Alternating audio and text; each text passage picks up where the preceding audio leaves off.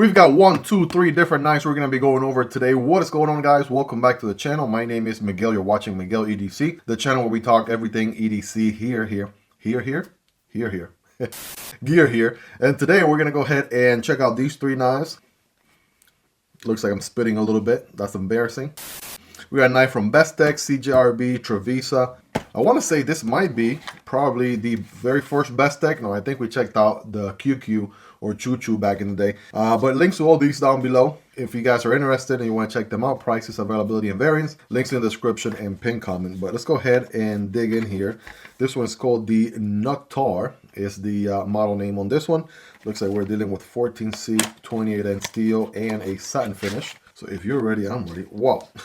Hold on, proportional to the box, I was not expecting that chunk of a knife to actually come out of the smaller box, so they maximize every bit of space there. We got a little bit of a handout here, right? Some paperwork, and we got the knife. I also have some other details here.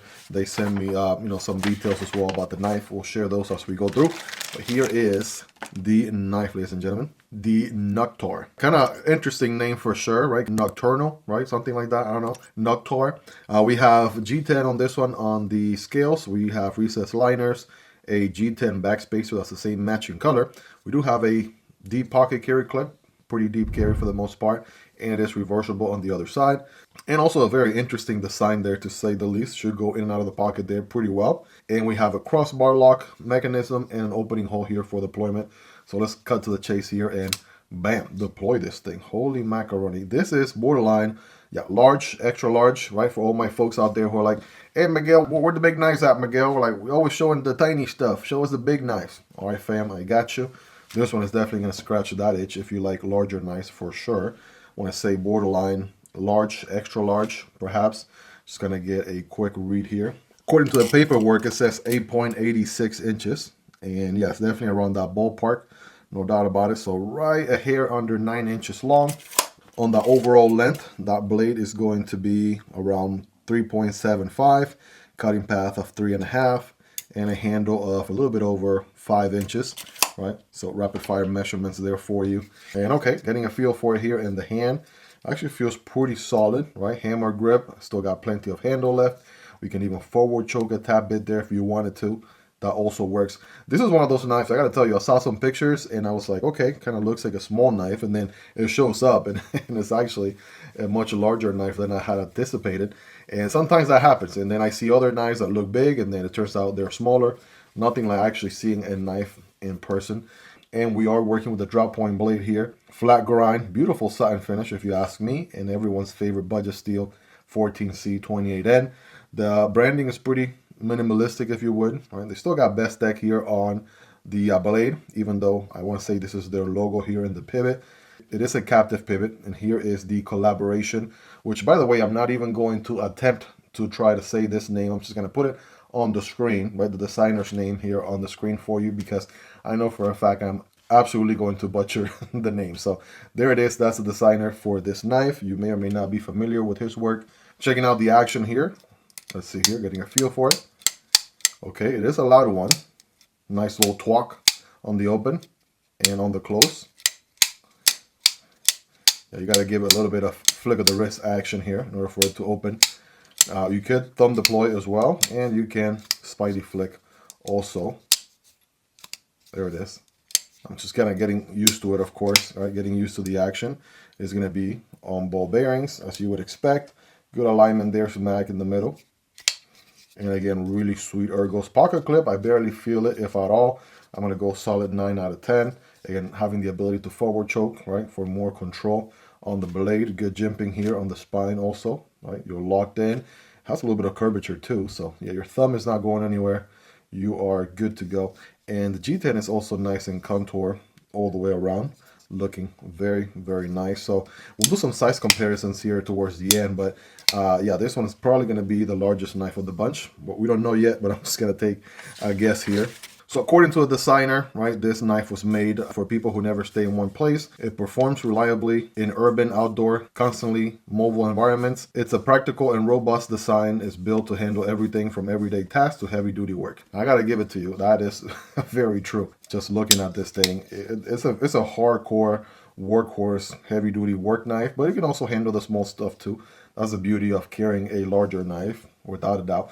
Now, there are different variants. I got the green G10. It looks like there's black. There are other variants, other colors, white, blue. There's also blacked out blades, orange, right, like a teal color, all blacked out version. So all those are available. And just some quick details here for stats from my stats nerds, right? There's the steel, handle options, all the measurements you may need to know. And by the way, the ball bearings are ceramic ball bearings. So that's a nice little detail on what will be a very affordable, right, everyday knife with the size and the heavy dutiness to take down the jungle. I'll tell you that. In case you're wondering, we do have milled aligners on the inside. Those are going to help with weight reduction there. And I gotta tell you, so far, making a great first impression here. The Noctar from Bestech, looking pretty solid. Very, very nice. I like the twack on the open and close. All right, that sounds pretty good. They come with some additional stickers, right, from Bestech. Looks like we have a little Velcro patch here, and then we have some Bestech stickers also. So some nice little swagger there. Care package that came along with this knife. But let's go ahead and move on to the next one here from CJRB, guys. We're looking at the, drum roll please, we're looking at the Gobi, right? The Gobi from CJRB. Stonewash, ARBM 9 steel, glow in the dark nature green G10 handle. So that's interesting with the glow in the dark feature on a budget EDC knife. Sign me up. Let's take a look here. Now, I think this design has been around for a minute, a couple of years now. I just never had checked it out myself, so I'm glad they sent it my way here so I can share with you guys all the details. We got a zipper pouch and a wiping cloth, and let's take a look at the knife here. All right, the good, the bad, the ugly. What's this one all about? Let's go ahead and take a look. Right off the bat, this is a little bit green, if that's a thing, than the typical Jade G10 scales. The typical Jade G10 are a little bit more opaque or what have you, right? A little bit subtle. This one has a little bit of green there, and we are going to do the closet test, right, to see how much it glows in the dark. So we can put that in here at some point in the video. You guys can check that out in action. But we have orange accents going on here. So G10 on the handle, we have orange, I want to say aluminum, right, back spacer and pivot color as well. We have a deep pocket carry clip, which is reversible. I mean, the pocket clip for CJRB's budget knives has not changed since forever. And that's a good thing because they're actually pretty solid, very well implemented pocket clips. So lefties rejoice, you got a pocket clip there.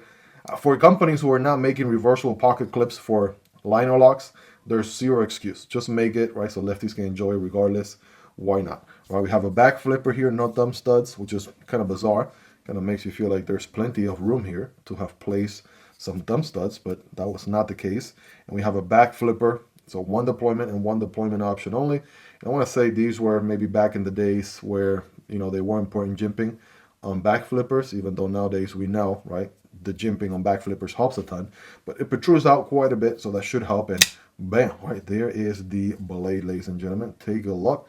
A little bit of a Persian sauce, right, kind of trailing point there with a flat grind and a stone wash finish. All right, you guys want to see the zoom in here with the nice set it down on the table sort of approach. Guys, take a look. I do like that the handle kind of curves down a bit. That's going to help pretty much with the ergonomics. That's going to be pretty solid there. We do have, again, a liner lock. So the lock up here is going to be around, you guys be the judge there, 40-45% or so. So good engagement. And a good cutout on the show side for us to be able to nicely disengage here. No crazy jimping on the liner. It's just a nice little chamfer cutout there. Nice and easy, comfortable to disengage. It's going to be on, I want to say ball bearings, but obviously it's going to be a little bit of a shake shutter for the time being. As we break it in, there we go. See, I just lipped off of the back flipper there a bit. So if we had jimping there, that would not be an issue, right? It would definitely grip onto the index finger every single time. We can light switch it. That will work pretty much all the time. Push button it. I guess you could fail it if you don't necessarily give it enough effort. So I would recommend, yeah, see, you could fail it if you don't give it the beans. So I would recommend always just going for the light switch back flipper approach, and you should be fine. Good alignment there, smack in the middle as you would expect. And checking the ergos, yeah, that's where it's at with this knife. Feeling pretty good, full 4-finger grip, no forward choke option, but plenty of handle to accommodate larger hands. Again, my hands are average size, not the biggest, not the smallest. Also no jimping here on the blade, which would have been nice to have. Not a deal breaker or anything, but just something that, you know, you gotta get used to on other knives for better grip, more control as you place your thumb on the blade there. But a nice little slicey flat grind with a pokey tip, right? Like Nick Chavas will say. You should be pretty good there. Good amount of internal milling on those liners. Those are recessed, by the way. So milling on the non-liner side. Not much milling on the opposite side, though. And in case you're wondering, yes, we do have a quick overall measurement here coming in at 8.25. So we're looking at 8 inches and a quarter. We have a 3.5 inch blade with a 3.5 cutting path. Then we have a 4.75 inch handle. Again, feels pretty lightweight, and we have, again, one deployment and one deployment option only, so that's something to consider. If you do enjoy knives with multiple deployment options, this one might not be one that may, you know, speak to you as much. But I will tell you, you know, with the one deployment option only, right, they definitely tuned it pretty good. So it's pretty solid, right? Just wish it had a little bit more jimping there, or jimping period, on the flipper tab. And by the way, the other thing I wanted to say about this knife, I looked it up really quick. And yeah, it has been around for a couple of years now. I think I've seen some videos on YouTube from 4, 5, 6 years ago. So it's been around for a minute. And, you know, in case you weren't aware, right, this exists. And it might speak to a lot of people who really do like the Persian design. I know there's a lot of you guys out there who do really enjoy this kind of geometry, that this is going to speak to you. And in case you're wondering, this is what it looks like glow in the dark. I'm just going to kind of post them side by side here so you can see what it looks like in regular room light versus obviously in a dark closet. Literally went into my closet, turned the lights off. You know, I did put, you know, an LED light to it, you know, just to kind of charge it up. That's what you do with glow in the dark knives. And then we went from there. But there you go. That's the difference. And that being said, let's go ahead and move on to the last and final knife here. We have a knife from Trivisa, ladies and gentlemen. Let's take a look. What is Trivisa up to these days? They've been just banger after banger, right? Every single model they have sent in, for the most part, has been pretty solid. So here we go. We are looking at the, drum roll please, the Hummingbird from Trivisa, 14C 28N steel, and a carbon fiber G10 handle. So it's basically the G10 handle that kind of looks like carbon fiber. Now what's the password here? There we go. Talk about a tight fit. So far, pretty good unboxing experience, and you do get a standard Trivisa sticker right there. You have a wiping cloth, some paperwork, and here is the knife, ladies and gentlemen.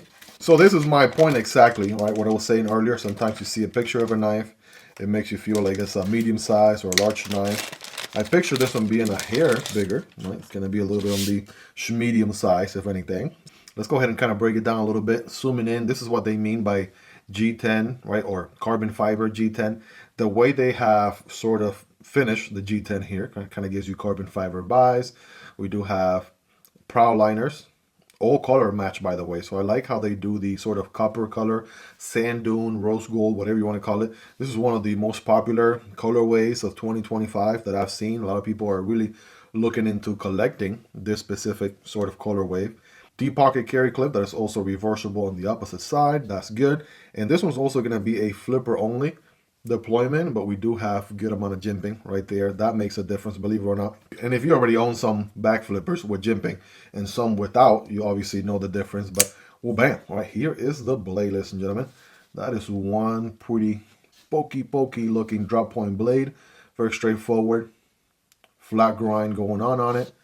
We did say it was 14C 28N steel, and I mean, just kind of give you an overall profile here, right? Pretty elegant for the most part as far as the drop point blade goes. Very classy, very knife-esque aesthetics. Now it is going to be a liner lock, and we do have a, what is that, like a 30-35% engagement. That's pretty good. A little bit of access here from the show side, which is nice. Able to disengage there pretty easily, actually. I don't want to understate how simple and easy it is to push the liner over to the left and disengage. And on the close is going to be a little bit of a shake shutter, right? A little bit of a shake shutter, but nice and smooth on ball bearings. Oh yeah, feels nice. Also, it's got a good sound to it. If you take a listen.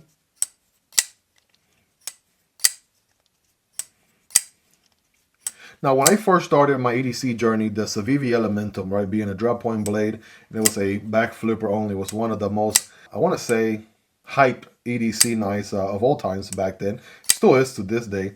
And that's just a very simple, straightforward knife, just like this one is, right? Back flipper and a liner lock with a beautiful drop point blade. Now, this one here, you get a little bit more girth, I want to say, on the handles because of the width of the liner and the scales themselves. And as far as the ergos go, again, average size hands. Don't have the biggest hands in the world, but if you have big old bare paws, you may run out of room. Something to consider. There's no dedicated finger choil on this one, so this one is catering to the average size hand folks, right? Not the big old hand folks. That's where this one comes in that we looked at a second ago. And again, we'll put them side by side in a second. So it's a smaller medium, right? Not large enough to be a medium, but definitely just a hair bigger than a small knife, since we're here anyways. So yeah, there you go, under 7 inches. It's actually smaller than the Elementum. The Elementum is a 7-inch knife. This one is around 6.7, 6.65 inches or so. Blade is about 3 inches, and then we do have 3 inches on the, or just a hair under 3 inches on the cutting path. Handle is going to be 3.75, and you kind of get the idea, right? So smaller formula, right? And also pretty lightweight, right? Great for EDC. Could be a secondary knife, could be a 5th pocket carry knife. As far as the ergos go, again, I'm able to get a full grip.